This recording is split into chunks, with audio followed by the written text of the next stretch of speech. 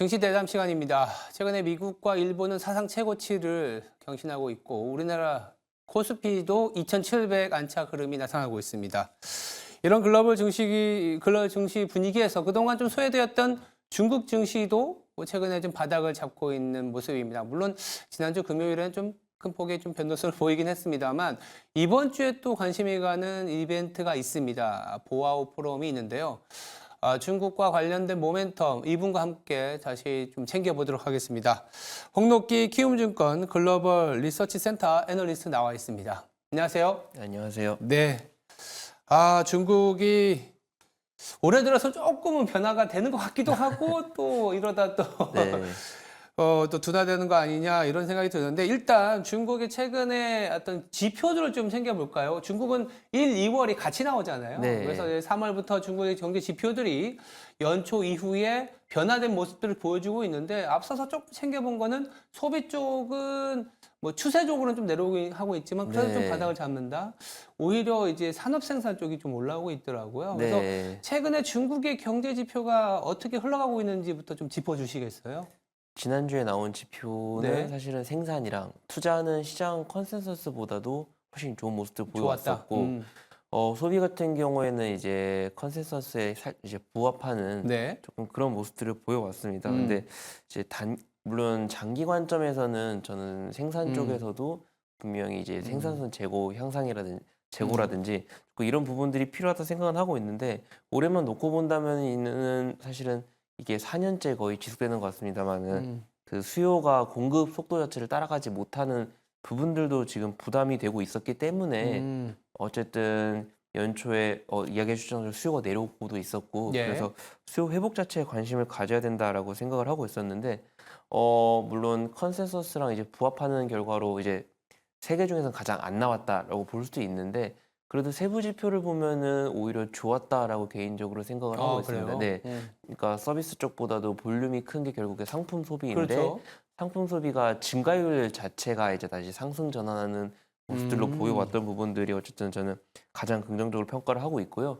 그리고 품목별로 보더라도 필수 소비재는 역시나 견조한 모습들 보여왔었는데 결국에 조금 관건은 경기 소비재들일 텐데 생활용품 이런 부분들은 분명히 증가율 자체가 부진했다라고 조금 평가할 만합니다만은 그래도 뭐 통신기기라든지 자동차 등 그래도 가격대가 조금 상대적으로 있다라고 생각되는 품목들이 확실히 좀 회복되는 모습들을 보여왔었고 이 회복세 자체가 좀 길게 유지되는 모습들이 긍정적이었다 생각을 하고 있고 특히 부동산에 대해서는 여전히 제가 부정적으로 이야기를 드리고 그렇죠. 있긴 합니다만은 이제 부동산 관련 품목들 뭐 건축자재라든지 가구 이런 품목들이 이제 상승세를 보여줬었거든요.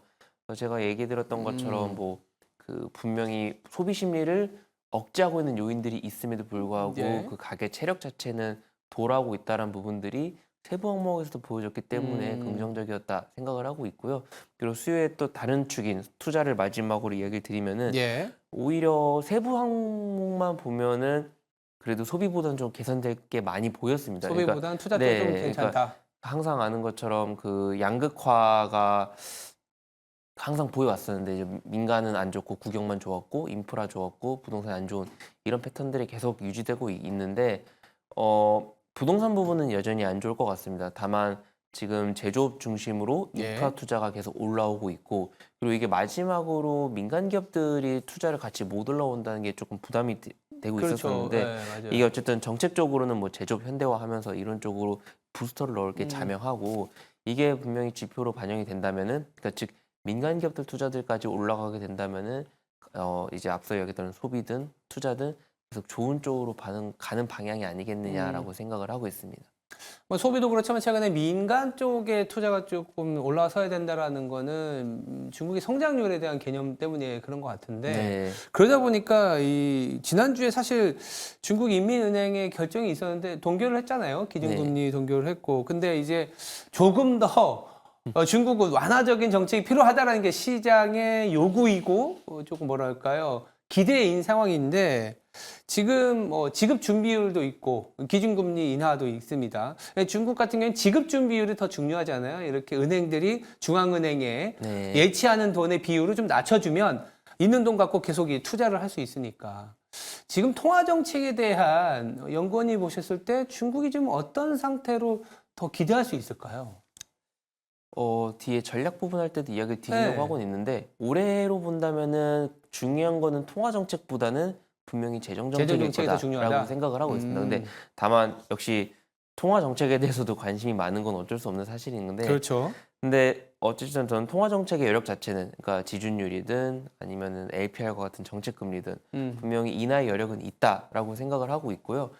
다만 3월 달에 나온 지표들이 생각보다는 괜찮아서 아무래도 이게 상반기의 끝 쪽으로 조금 밀리지 않았나라는 게 조금 개인적인 추측인데요. 근데 오히려 통화 정책에 관련해서는 이런 인하 시점보다는 네. 이게 지준율 인하라든지 네. 아니면은 정책 금리 인하가 실제 효과를 보여주고 있는지를 확인하는 게 중요하다 생각을 하고 있습니다. 그러니까 금리를 인하를 했으면은 네. 이제 그만큼 금융 비용이 내려간 거고 그렇죠. 그러면은 이제 신용 수요가 각 경제 주체별로 이제 신용 수요가 늘어나야 됐는데 정책 금리를 2년 가까이 뭐 지준율 포함해서 네. 인하를 해왔지만 그 신용 수요가 그만큼 나타나지 않고 있다라는 게 문제점이었었는데 그 레벨 자체는 아직까지 좀 약하지만 그래도 신용 수요가 제대로 늘어나고 있는 부분들이 보여주고 있기 때문에 저는 통화 정책이 과거 2년 동안은 제대로 돌아가지 않았다면은 지금부터는 이제 통화 정책이 조금 제대로 돌아가기 시작할 조짐들이 보이는 것 같다라고 생각을 하고 있어서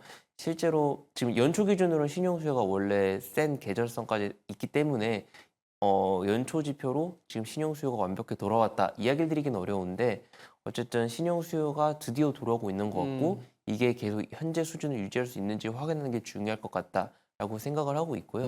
마지막으로는 신용 이제 레버리지가 어느 산업으로 들어가는지가 중요할 그게 거다라고 중요하죠. 네. 그러니까 이때까지는 뭐 부동산 서비스 부동산으로만 이런 쪽으로 갔었으니까. 예, 예. 들어갔었는데 이제 이런 부분들이 아니라 뭐 제조업 쪽이라든지 결국 인프라 쪽으로 들어가는 게 중요하다 생각을 하고 있고 현재까지 나온 지표 기준으로는 그 방향성 자체는 맞는 것 같다라고 생각을 하고 있기 때문에 예를 들었던 것처럼 신용이 잘 늘어나고 있는지를 파악하면은 통화 정책의 효과를 가늠하는 데 있어서 좋을 것 같다 판단을 하고 있습니다.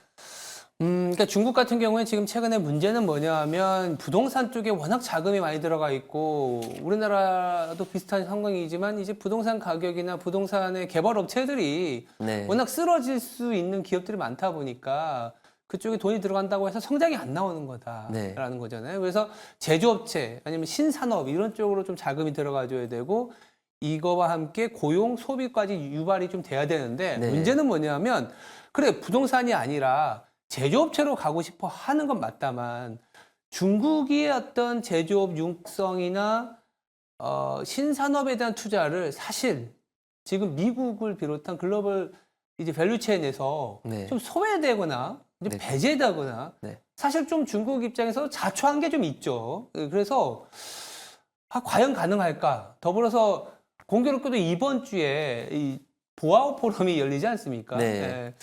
뭐 서방에서 개최하는 뭐 다보스 포럼에 뭐 어떻게 보면 매칭을 시킬 수 있는 보아오 포럼인데 보아오 포럼에 이제 중국이 항상 이 재정 정책과 관련된 정책을 내놓다 보니까 네. 그러면 이번에 과연 제조업을 어떻게 부흥시킬 수 있을지 그리고 이런 미국 중심의 밸류체인에 중국은 또 어떻게 대응할지에 대한 어떤 그림이 좀 나올 수 있다라고 보시는 분들도 있어요. 그리고 시진핑 주석이 이 미국의 재계 인사들하고도 만날 계획이 있다고 하는데 이 보아 포럼에 대해서 좀 기대를 하고 계신지 아니면 좀 어떻게 좀 끝날 것 같으세요? 이게 여러 가지 얘기도 나올 수 있지만 나와봤자 중국이 뭘 할 수 있겠어 이런 얘기들도 있거든요. 네, 뭐 연말에도 사실 시진핑 주석이 뭐 미국 재계 인사들 만난다라고 좀 뉴스도 많이 나왔었는데 사실 뭐 기대에 그쵸? 전혀 부응하지 못하는 그렇죠. 모습이었잖아요. 네. 그래서 사실은 뭐 결론적으로 이야기를 드리면은 조금 중국 입장에서는 사실은 미국이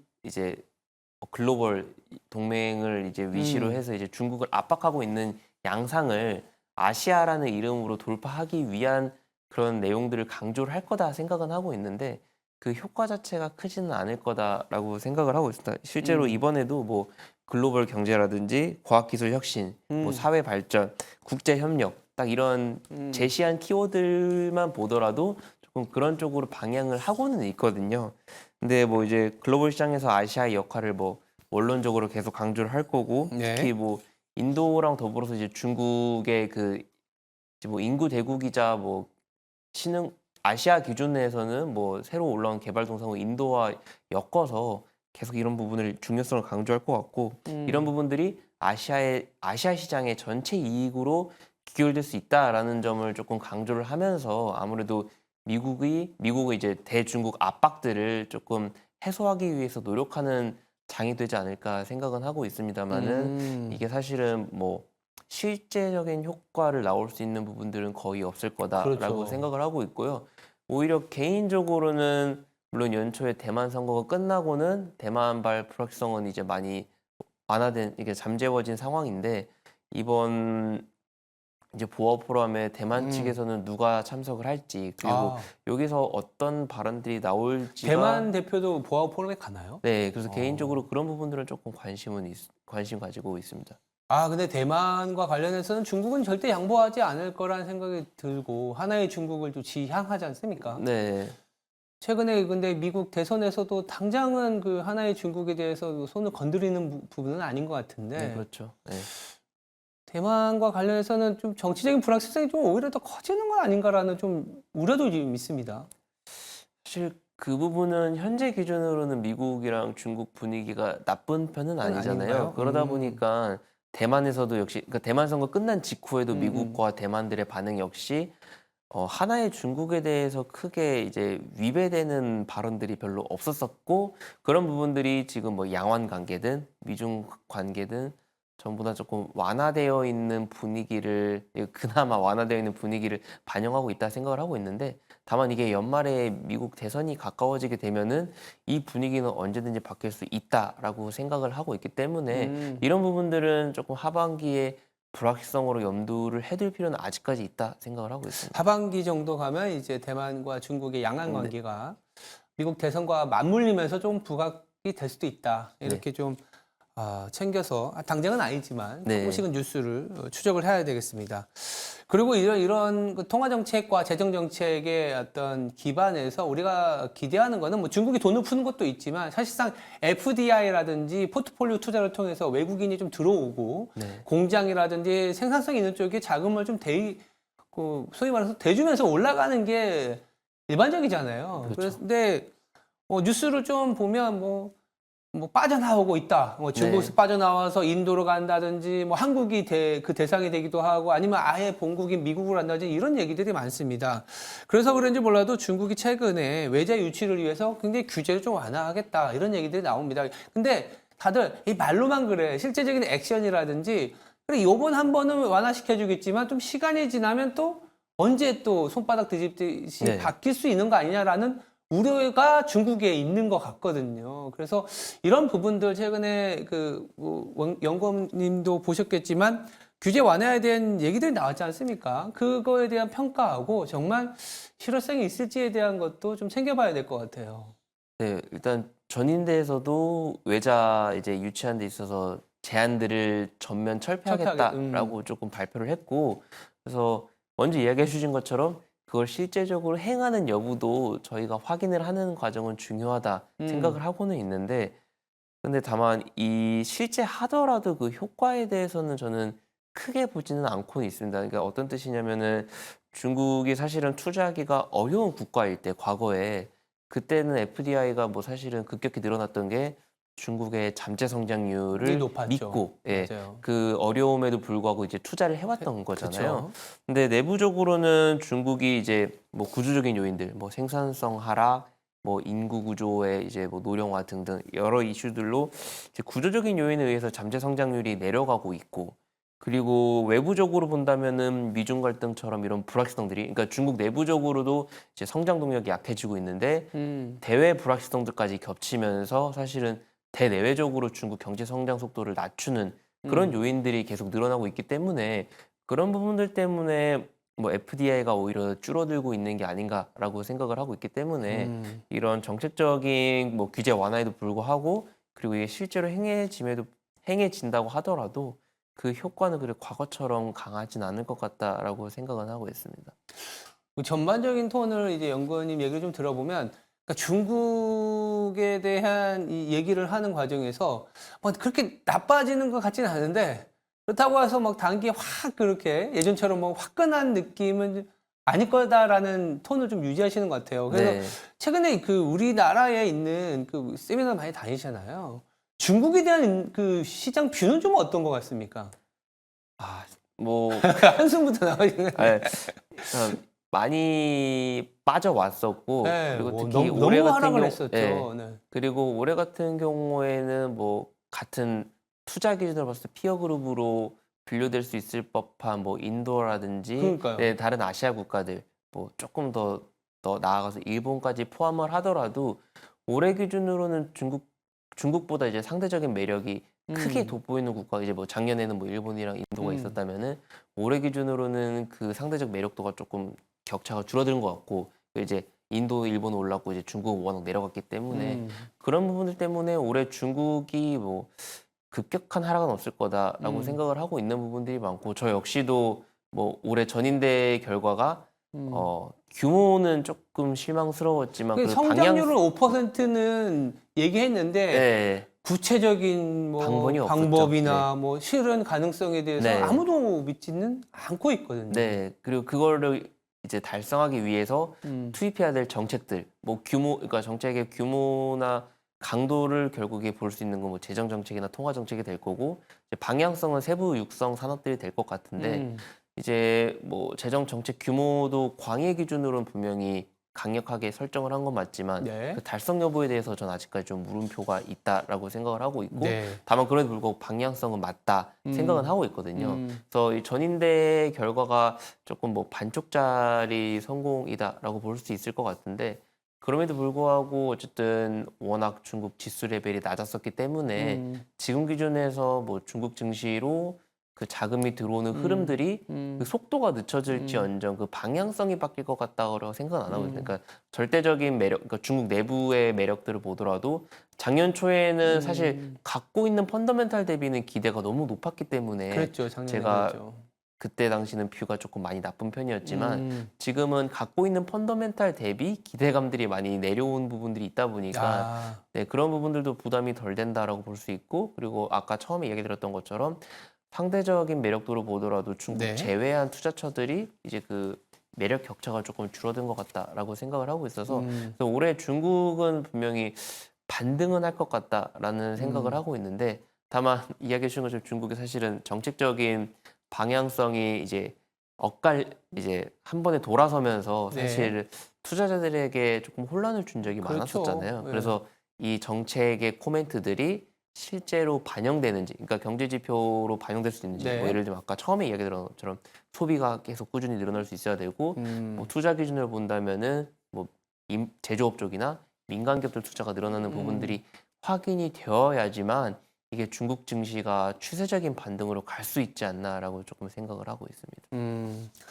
근데 뭐 사실 이제 보시는 시청자분들도 그렇지만 중국에 대한 얘기에 요즘 많이 관심들은 없고 네, 워낙 많이 하락을 했고 또 소위 말하는 이제 배신이나 신뢰도를 떨어뜨리는 행동이 많았기 때문에 과연 믿겠냐 이런 얘기들도 많이 하십니다만 저도 이제 작년 말보다 올해 초 최근 한 달 사이에 그 글로벌 IB들의 레포트를 보면 네, 중국에 대한 코멘트가 조금씩은 바뀌는 것 같아요. 너무 싸졌다. 아, 네, 예, 그리고 조금씩은 그래도 이제 중국에 대한 비중을 조금씩은 늘릴 필요는 있다. 뭐 이런 얘기들도 나오더라고요. 굉장히 중요한 음, IB 기관에서. 그래서 그런지 몰라도 최근에 중국에서 외국인들의 매도 압력이 조금은 완화되는 것 같고 네, 중국 증시도 2월 들어서는 좀 가파른 변동성이라고 하면 이제 위로도 변동성이 있으니까 네, 올라오고 있는 상황입니다. 그래서 중국 증시에 대해서도 이제 바닥눈이 실리고 있는 상황인데 중국도 또 AI 얘기하면서 성장률을 자꾸 이제 부각을 시키고 있거든요. 네.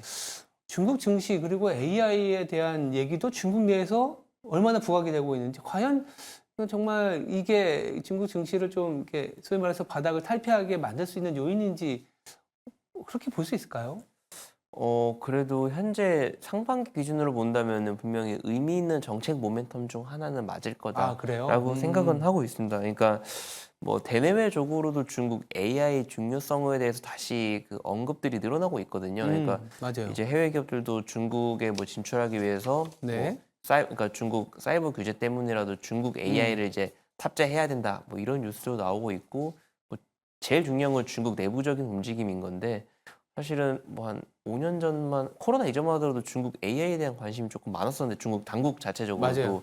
근데 그 이후에 관련 코멘트들이 거의 부재했었던 상황인데 요즘 들어서는 뭐 요즘 들어서뿐만이 아니라 사실 전임대에서 결정적으로 뭐 AI 플러스 하면서 AI를 육성하겠다라는 정책들을 내놓다 보니까 물론 이건 세부적인 정책 방향성도 확인은 해야겠지만 큰 틀에서 중요 키워드의 그 우선순위에 AI가 들어갔다는 것 자체로는 분명히 의미 있는 정책 모멘텀은 될 거다라고 생각은 하고 있고요. 아, 특히 뭐 사실 AI를 공급 측에도 그리고 수요 측에도 모두 활용하겠다 이런 식으로 방향성을 제시하고 있기 때문에 분명히 뭐 후속 정책에 대한 기대감을 그래도 가져볼 만하지 않을까라고 생각을 하고 있습니다. 그 자체적인 뭐 소위 말하는 클라우드 업체들도 있고 네, 어떻게 보면 글로벌 업체 중에 하고 있는 업무를 이제 중국의 기업들도 하고 있다 보니까 내부적으로 이제 증시를 떠받칠 만한 성장성 있는 내용들이 나왔고 중국 증시가 바닥을 잡는 데는 일정 부분 상반기에 도움은 충분히 될 수 있다. 네. 이렇게 보셨습니다. 그렇다면 이제 아까 뭐 어떻게 보면 미리 답을 주신 것도 맞는데 네, 최근에 이제 중국에 들어가 있는 우리나라 투자자분들도 꽤 있습니다. 펀드들도 있고요. 네, 그리고 직접 주식을 갖고 계신 분들도 있는데 이쯤에서 중국 증시에 대한 이제 투자 시각, 이제는 바닥이니까 그래도 조금씩은 오히려 이게 좀 밸런스가 필요하잖아요. 지금 네. 홍콩 같은 경우에 보니까 PER이 뭐 8배까지 떨어졌더라고요. 그래서 워낙 싸다라는 표현이 맞을 정도로 너무 많이 싸져 있는데 지금 중국 증시에 대한 어떤 관심도를 증폭을 시킬 만한 요인이 확 나오는 건 아니지만 네. 그래도 이제는 중국을 좀 봐야 되는지 영구님은 또 어떻게 전략을 짜야 될까요? 저 연초에 보여준 이제 중국 증시 개선 조짐들이 지속할 수 있는지 여부를 체크하는 게 가장 중요하다 생각을 하고 있어요. 정책적인 측면. 네. 그러니까 연초 사실은 2월 달에 나온 레포트들의 사실은 그런 긍정적인 톤들의 배경은 네. 1월 달에 워낙 많이 빠지면서 맞아요. 사실은 유례 없을 정도로 가격 그 밸류에이션 매력이 너무 높아졌었기 때문에 그런 부분들에서는 분명히 현재 수준의 부양책이나 기대감만으로도 낙폭을 만회하는 데는 충분했다라고 생각을 하고 있습니다. 그래서 지금 부분적으로 조금이지만 올랐고 그래서 이제 역사 정말 극단적인 밸류에이션 매력은 어느 정도는 완화됐다라고 생각을 하고 있고요. 네. 물론 여전히 매력적인 여전히 건 싸죠. 맞는데, 네. 여전히 밸류에이션 매력적인 건 맞는데 이제 뭐 한 2,700선 상해 종합 기준이 뭐 2,700선일 때, 2,600, 2,700선일 때는 충분히 기대감만으로도 오를 수 있는 구간이었지만 지금 3,000 기준으로는 이제 조금 구체적인 정책 아니라든지 아니면 이게 실제 경제 지표로 반영되는 게 확인을 해야 한다라고 생각을 하고 있습니다. 네. 그러니까 뭐 재정 정책이 결국에 올해 제일 중요하다라고 아까 이야기도 드렸는데 좁은 의미에서 본다면은 이제 GDP 대비 재정 적자율을 3%로 설정을 했잖아요. 이게 네. 작년에 연말에 그 국채를 추가로 발행하는 덕분에 작년 같은 경우에 GDP 대비 재정 적자율이 3.8%였으니까 그리고 조금 재정 정책 강도가 약해지는 것처럼 보일 수 있다라고 생각은 하고 있고요. 그리고 이거를 이제 긍정적으로 이야기할 수 있는 부분들은 분명히 뭐 이제 연기금 수입이라든지 전부 다 합쳐서 그러니까 광의의 재정 정책을 본다면은 전년 대비 늘어나는 그림은 맞다라고 생각을 하고 있는데 문제는 그런 연기금 수입원들의 중요 자금 경로가 결국에 부동산 쪽, 그러니까 토지 사용권 수익이 될 텐데 이런 부분들이 부동산 경기 전망이 여전히 좋지는 않고 네. 작년도에도 이런 토지 사용권 수익이 당초 예상보다 못 거뒀었거든요. 그래서 올해 목표치도 작년보다 적게 제시한 상황에서 네. 과연 작년보다 이제 광의 의미로도 재정 정책을 더 강하게 가져가는 게 가능할 수 있을지에 대해서 조금 먼저 확인하는 게 중요하다 생각을 하고 있고요. 만약에 그런 흐름들을 보여준다면 분명히 중국이 올해는 좋은 그림을 보여줄 수 있다 생각을 하고 있고요. 네. 그리고 뭐 부동산이랑 뭐 수출 경기도 분명히 좋은 연초 기준으로 좋은 흐름들을 보여준 건 맞는데 근데 뭐 자금 건전성이라든지 뭐 레버리지 비율들 그리고 현재 재고나 그런 공급 속도를 보면은 여전히 부동산에서는 부담이 남아 있다 생각을 하고 있고 예. 뭐 수출보다도 더 중요한 거는 수입 쪽의 그렇죠. 그 강도라고 보고 있는데 네. 이런 부분들이 지속적으로 개선될 수 있는지 확인하는 게 중요하다 생각을 하고 있습니다. 이런 부분들이 모두 개선된다면은 중국 증시가 반등 시기를 빨리 가져갈 수 있을 거다라고 생각을 하고 있지만 이게 확인 늦을수록 반등이 늦을 거고 그러면 아까 얘기했던 것처럼 네. 뭐 연말에 있을 미국 대선 불확실성 때문에 반등 폭은 약해질 수밖에 없을 것 같다라는 알겠습니다. 게 저의 생각입니다. 추세적인 하락세는 조금 이제 진정되는 것 같다 정도로 예, 체크해 보겠습니다. 지금까지 홍록기 키움증권 글로벌 리서치 센터의 애널리스트였습니다. 감사합니다. 네, 기분 좋은 3월 말 첫 요일입니다. 성투하시고요. 저는 내일 아침 6시에 다시 찾아뵙겠습니다. 감사합니다.